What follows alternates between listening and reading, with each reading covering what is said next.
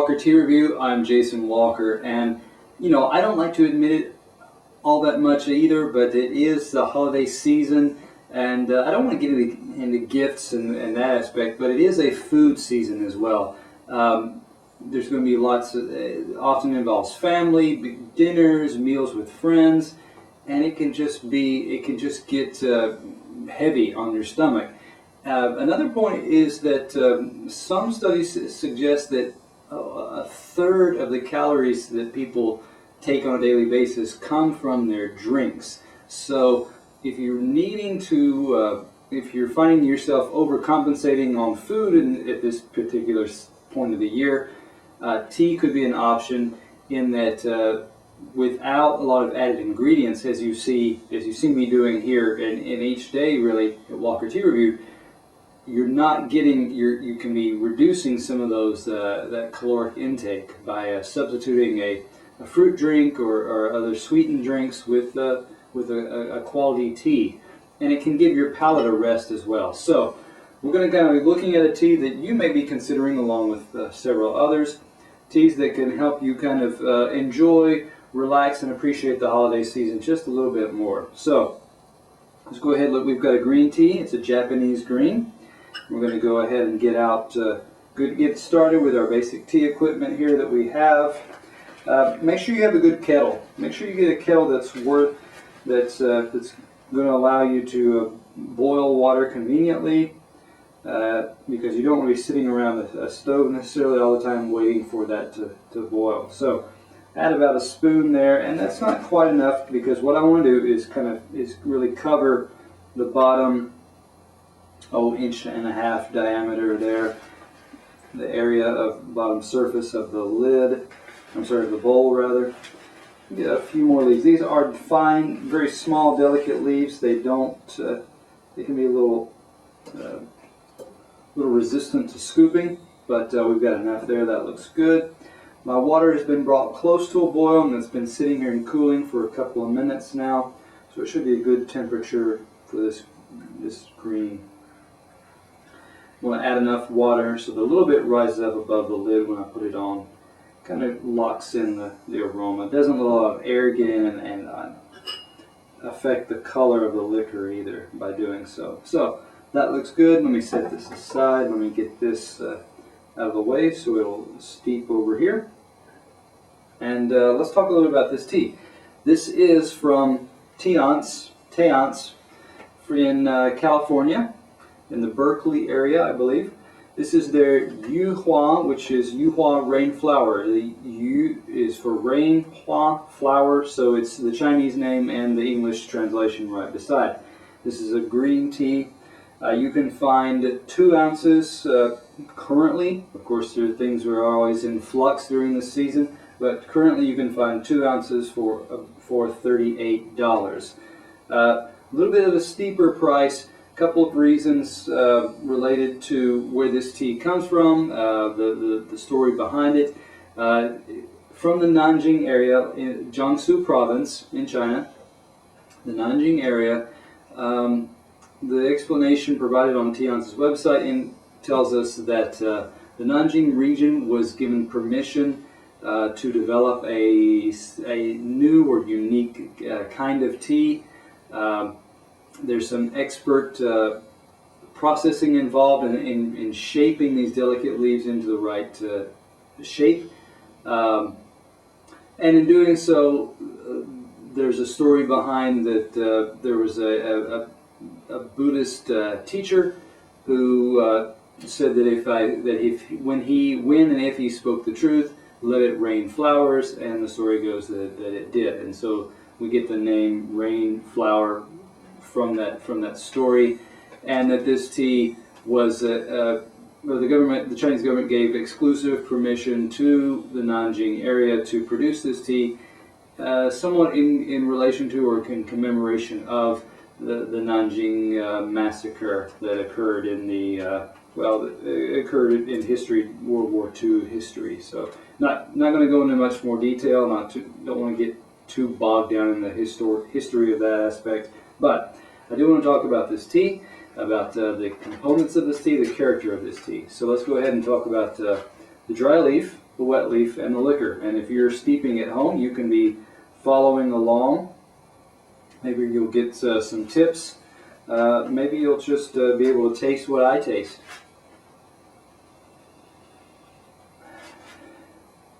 This, first off, has a lot of characteristic Chinese green type of aromas. There's something in here that is similar to a lot of the, I should say, the eastern Jiangsu region, Anhui area as well. But others as well. I mean, just first thing that came to mind was there's something kind of Bilochun about this. There's something very about the delicate, smaller, fragile green needles and components of this tea. It's reflected in some of those others as well.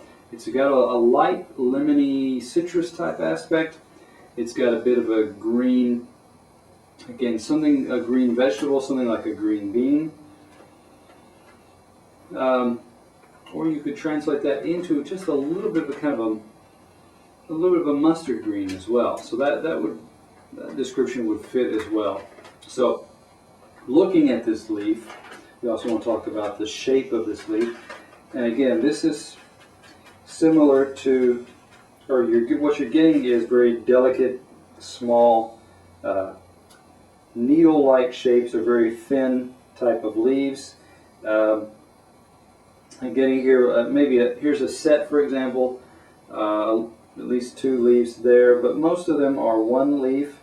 They are very thin, tightly wrapped into needle shapes, or very pine needle, maybe the way it's described on the Teance's website. They do look very thin. They do have kind of close to a sharp point on the ends there. Many of them do, and they're small. When I say small, I mean half an inch, 3/4 of an inch, up to an inch at most. And you are seeing also, you're getting some of the bluish green color there, but you're also getting some green gray moving over towards a silver. You are getting some kind of fuzzy silvery tips or needles there as well. So this is a small, delicate, takes a lot of, looks like it was something that took a lot of hand processing to get these leaves to shape as they are, especially as considering how fine or small that they are. Okay, now moving on though, we want to talk about the wet leaf and the liquor. So it's time to pour. We've got our fairness cup, as it's sometimes called, or a pitcher rather. And I've got my fingers here on the rim, keeping them away from a lot of the heat of the water there.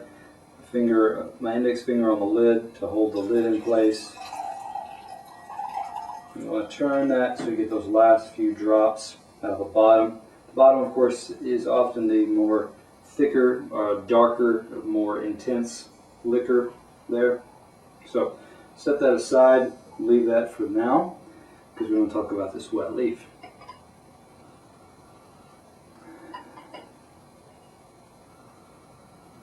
This has smells of a nutty type, a bit of a lima bean in there as well, although not as much of the lima bean. This is a bit sweeter. This is a bit of a sweet pea component there as well. But the nuttiness often comes from either a basket firing or a pan searing. So the heat has helped to shape, or I should say dry, these leaves has come out.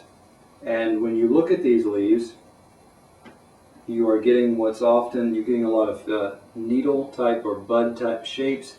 I mean, if you gently peel that apart, you would find that there's a new leaf about to unfurl or fold off and show the next layer of the needle, which would then unfold and become another leaf.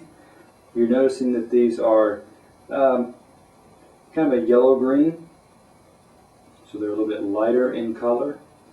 That often indicates, the paler color often indicates that these are newer leaves. Okay, that separates from that. But there's a nice example of a full intact leaf there. Longer, narrower. What else do we have? Much more of the same. Okay, so I'm not going to continue to dig out more of that.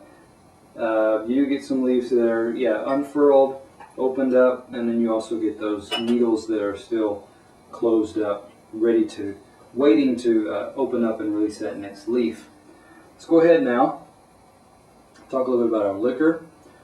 Got a nice bright golden color there. You do see a lot of particulates, whether that's down from the leaf that's floating in or other. It's there as well. Okay, really bright color coming through there.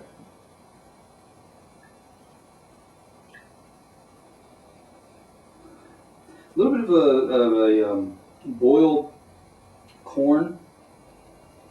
It does smell or smells like a fresh, sweet corn. There's that aroma coming off of this, off of the liquor there.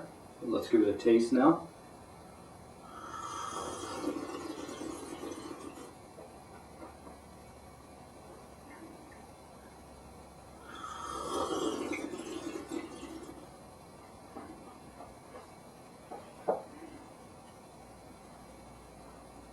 One of the first things that hit me was to have a salty, savory texture to this.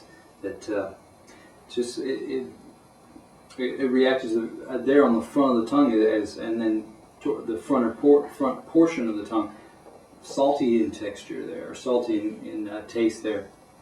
The broth, the thickness is also quite nice. It's for a green tea like this, it's got a good, smooth, light broth there, or light to medium, I should say.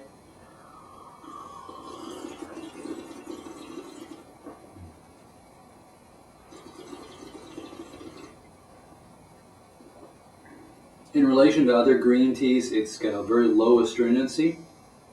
There's some of the, there's a little bit of that sweet corn element that I detected in the smell coming out still as well, combined with a little bit more of that green vegetable. There's something just lightly asparagus to this. Okay, so that's coming out. So you got the sweetness from like a sweet corn combined with a little bit of asparagus, nice kind of salty, savory aspect, taste to it as well, with a good thick broth. As far as the aftertaste goes, it's light. In relation to other greens, I would say it's comparable. It's slight, maybe a little bit lighter than some other greens, delicate greens like this. Comparing it to a bilochuan, a lot of bilochuans can be heavy on astringency. It's harder.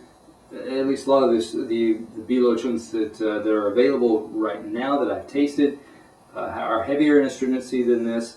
Compared to a Malfung, it does have it does have a lot of that similar brothiness, or same level of brothiness. So it's something in between those two, like a Malfung from Anhui province, which is a neighboring province to Jiangsu. So it's between that Malfung and the bilochuan.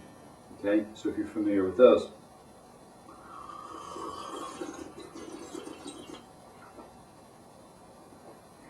As this tea cools a little bit more, it does the aroma components stand out more. It's getting more of the vegetable component to it. It's getting a little bit more of the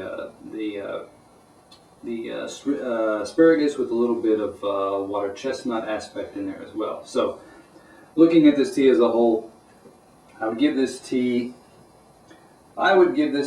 an 88. It's got a nice rounded component to it as far as the aromas there, the texture. It's got a fairly savory component, salty, savory. The aftertaste, like I said, a little bit lighter than some others in comparison with some other green teas I've come across. the aftertaste doesn't build up into as much, I should say, as much of a huigan, a aftertaste that can have a sweet component to it. It's there. It's just not as developed as some that I've tasted. So I would say this is a tea to kind of, like I said, an intermediary between those two that I mentioned before, the Biluochun and a Maofeng. It's got some nice components of both working together quite well, and so this is something you may want to explore for yourself. And if you do, come back and share your thoughts or your opinions, your experiences of it here at Walker Tea Review.